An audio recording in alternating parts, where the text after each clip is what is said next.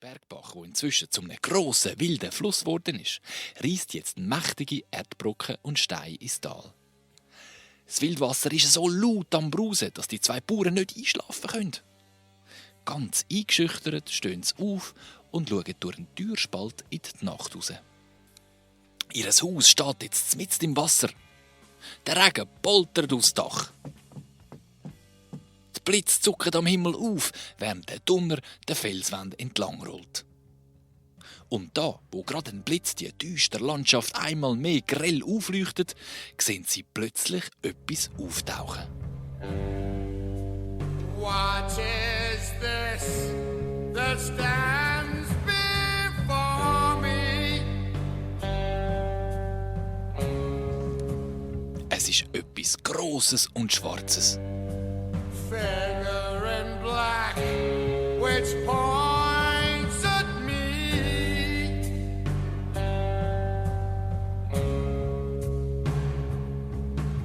Es watet schwerfällig durchs Wasser, macht grosse Bewegungen mit den Armen.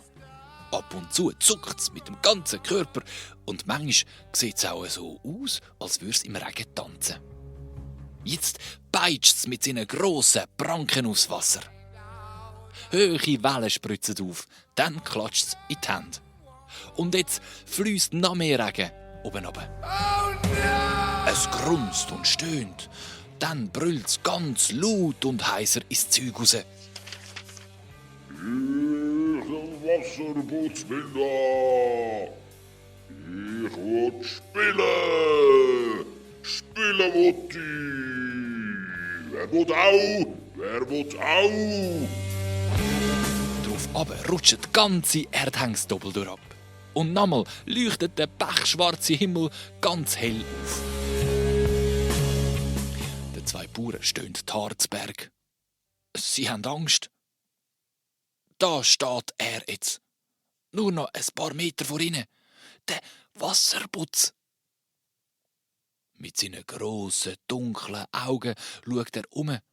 So, als würde er etwas suchen.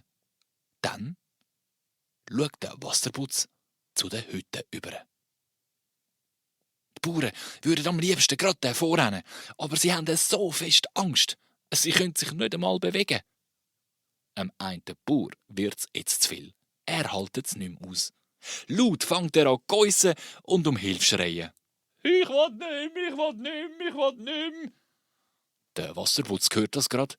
Aufgescheucht wie ein scheuches Rehli zuckt er vor Schreck grad zusammen und kommt hinter einen Felsen. Dann rennt er schnell fort und verschwindet im Dunkeln der Nacht. Und weg ist er. Einfach verschwunden. Die zwei Bauern sind noch ganz durcheinander. Das ist doch der Wasserputz gsi, sagt der eine, und der andere stottert. Wir haben ihn verscheucht, wir haben ihn verscheucht. Puh, erschöpft vor Schreck, gehen fix und fertig ins Heu. Und weil sie so müde und geschafft sind, schlafen sie gerade ein. Am nächsten Morgen, wo sie wieder verwachen, steht die Sonne schon weit am Himmel oben. Sie machen langsam die Tür auf und trauen sich vorsichtig vor die Hütte. Sie sehen nichts als Schlamm, Schutt und Felsgeröll. Der grosse wilde Fluss ist wieder zum kleinen Bergbächli geworden. «Schau», sagt der eine Bauer. «Das hat doch alles der Wasserputz gemacht. So viel Dreck und Schlamm überall. Hätten wir doch nur ein bisschen mehr Mut gehabt.» «Ja, hätten wir ein bisschen mehr Mut gehabt mit dem Gerät. Also ich habe schon Mut gehabt. Ich bin halt einfach ein bisschen zu müde gewesen.» «Komm jetzt, du hast doch Schiss gehabt, du Schisshas.» «Ich bin doch kein Schisshas. Wieso hast denn du nicht mit dem Gerät?» «Also los, das nächste Mal, wenn der Wasserputz wieder kommt, dann gehen wir raus und sagen dem Hoi, gell?» «Ja, und vielleicht ist er ja dann auch freundlich und räumt dann auch nachher wieder alles auf.» Ja, und so haben die zwei Bauern halt alles selber aufräumen. Und was lernen wir daraus, liebe Kinder? Es ist immer wichtig, dass man nach dem Spielen wieder aufräumen tut. Immer alles schön verräumen, weil sonst muss es Mami oder der Papi machen. Wir sind leider schon am Ende der Geschichte, von der Sendung angekommen. Und ich wünsche euch noch eine gute Nacht. Ich hoffe, ihr könnt gut schlafen, liebe Kinder.